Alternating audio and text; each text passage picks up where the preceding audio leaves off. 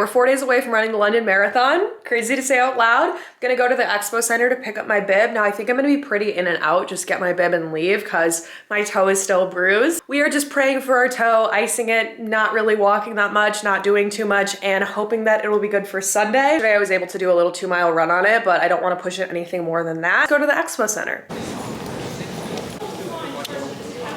At the expo, I am overstimulated. There's so much happening. New Balance is the sponsor, so there's a shit ton of New Balance stuff. Got my bib. Now I just have to like make my way through this little IKEA maze, go get my t-shirt. Hi everyone, it's a Thursday morning. The toe is still bruised, but we persist. I posted online that there might be a revival of sea moss girlies if you followed and enjoyed that. It's something I've thought about for a while now as I've watched wellness content shift to the right, become anti-science, become riddled with just misinformation and a lot of bullshit and a lot of eating disorder stuff. I've been thinking about bringing back sea moss girlies. We're gonna talk about that more once I am done with the marathon because I might change my YouTube channel to be like video essays or something, or like podcast clips. I don't know. I'm just trying to get through the marathon, heal my toe, those things, but feel like I am out of my depression. And I actually broke down crying to Henry yesterday, just like I felt purposeless and I felt like I don't have a through line of what I wanted to do probably since my dad has died. I've just felt like everything hasn't felt meaningful to say out loud because there's been a lot of things that have had a lot of meaning to me along the way, but I think for me it was hard to like feel ever like I was doing enough.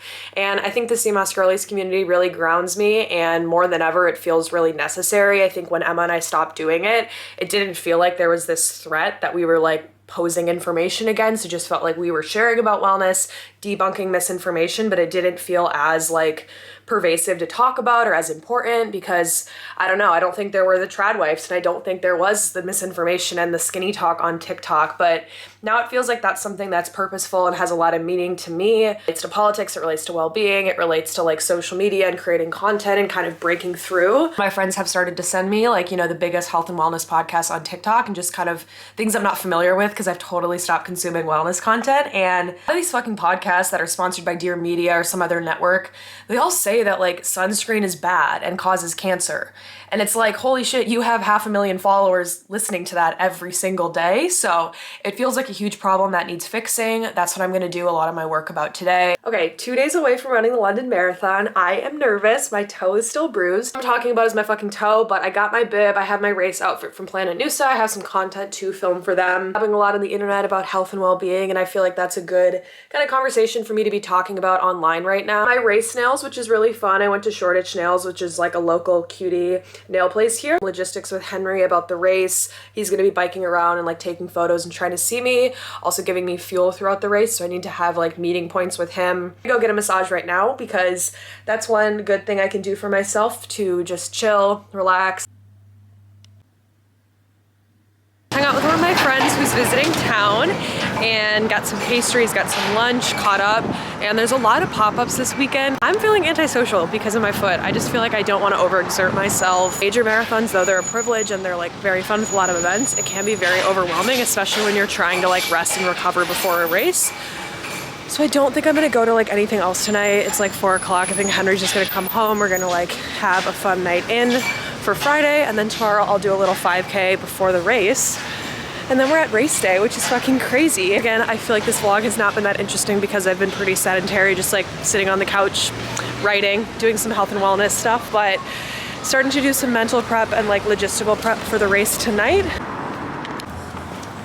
Let's talk about the London Marathon. A few days have passed. I've had time to reflect. If you follow me on other platforms, you probably have seen the result and kind of what I'm gonna say, but if you only follow me on YouTube, let's talk about it anyway. So I didn't really film the days leading up to the race. I had a lot of nerves about my toe and just like what I was gonna feel on the race day, what my ability level was gonna be. So bored for the past like week and a half because I've just been like sitting in my apartment, icing my foot, elevating my foot, doing the compression boots, taking an Epsom salt bath. So beautiful outside in London, and it's such a bummer to have an injury right now because the winter was miserable and now it's like, actually I want to go outside and do shit. Before the race, I did a little 5K shakeout. My foot didn't really feel good. It actually felt bad. Trying to Henry along the way because he went out to run with me and I was just like, fuck, this is like so unideal, and it sucks that you do all this training and then you get to race day and it's like not what you anticipated. Carved up the night before we went to bed, gave myself some like positive kind of affirmation shit, and then the next morning we woke up and went to the start line. Foot wasn't really hurting the day of the race. I woke up, walked on it, sure, it was a little bit bruised still, but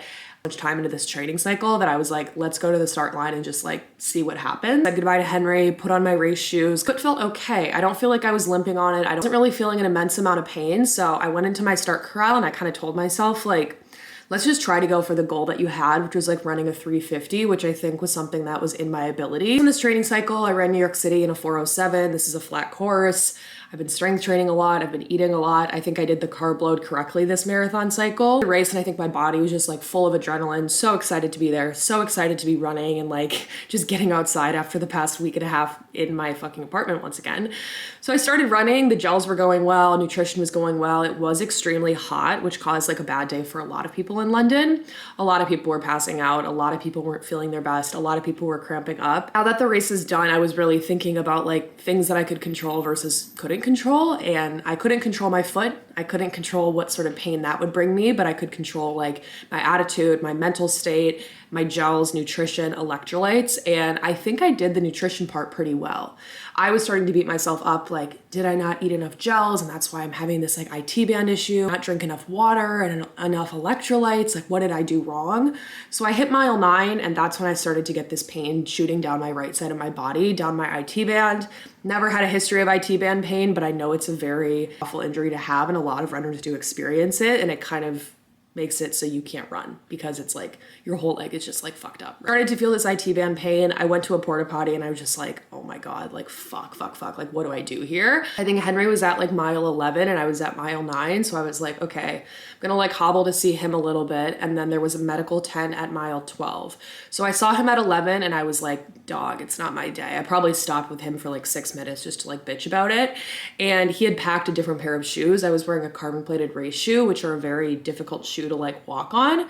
So I should have switched shoes there, but I switched shoes at mile 20 when I saw him again, just because I was going to be walking, jogging, and walking in carbon plated shoes is like really uncomfortable and bad for you, but whatever. So I continued on with the carbon plated shoes, got some electrolytes, got a Rice Krispie from him, cried to him, whatever. And then I like limped it to mile 12. Went into a medical tent, and the first medical tent wasn't really helpful. They gave me like a pain medication and I was like, hey, can you like massage it? Can you ice it? Can you check it out? And they're like, no, we can't really do anything. And I was like, okay, cool. So I took the pain med. They had to like mark it on my bib so no one else could give me that same pain med. Went over Tower Bridge, sent a video to my mom just being like, fuck, I'm disappointed. This sucks. I'm embarrassed, whatever. 13 to 20 were probably like the hardest part of the race because mentally, you know, like, holy shit, walking 17 miles is going to take so much longer than if I was able to run them. And that just freaked me out in my head. All the natural emotions are coming over my head. I was embarrassed. All these people here, huge crowds, the whole city of London. I'm walking it. I spent all this time training and my body is not able on race day to do this. Same time, this like shooting IT band pain was the most pain I've been in my life. And I easily could have just like dipped out and not finished the race. So I asked a lot of the PTs along the way, like, hey, am I fine to finish this? Or I'm like giving myself a big injury. Them were like, if you haven't had this IT band pain when you were training, it's kind of a fluke, like it's not a repeated thing to worry about, so just like keep going as much as you can tolerate it. I think I stopped in like 5 more medical tents along the way, which obviously like contributed to my time. I think I had 40 minutes of sitting time throughout the race. Once I hit a certain point, how fast I finished it just like threw out the window. I was at the point where I'm like, okay, I'm hobbling and walking the best I can. My time is so irrelevant now. I'm way off my goal. I'm not like 10 minutes off my goal. I'm an hour and like 50 off my goal. I took aside my ego. I took aside those emotions of feeling embarrassed or disappointed and frustrated and just realized like, this is the place that I'm in. This is the situation that I'm in. I'm gonna finish this race. I'm gonna get this fucking medal here. It really forced me to just be in the present moment and realize that me finishing the race is a much more brave thing than stepping out. Obviously within bounds, like you never want to run through something that you feel like is a severe injury, but this just felt like a whack injury because of my toe. I think I was running pretty weird because I had this like weird toe pain. So I was running with a weird gait, caused the pain to go into my IT band. Henry probably at like mile 24, you know, I told him like, I'm gonna finish this. I'll see you at the finish line. Finished the race, and of course I felt a little bit disappointed that like this is the day that I was given, but I made it. I got the medal, and as soon as I finished, I went over to my final medical tent in which the PT could finally like massage me. I don't really know what the rules were about these medical tents, but some of them were more hands-on than others. So they massaged my IT band, some ice. They just asked me a lot of questions about like my health. Is someone here to watch you? Like, are you traveling or do you live in London? Funny thing about my pain tolerance, because there was a PT that was helping a different PT and kind of training him. And he was like, make sure you look at the patient's face to see if they're like grimacing when you're touching their IT band. So you can like, you know, not press as hard.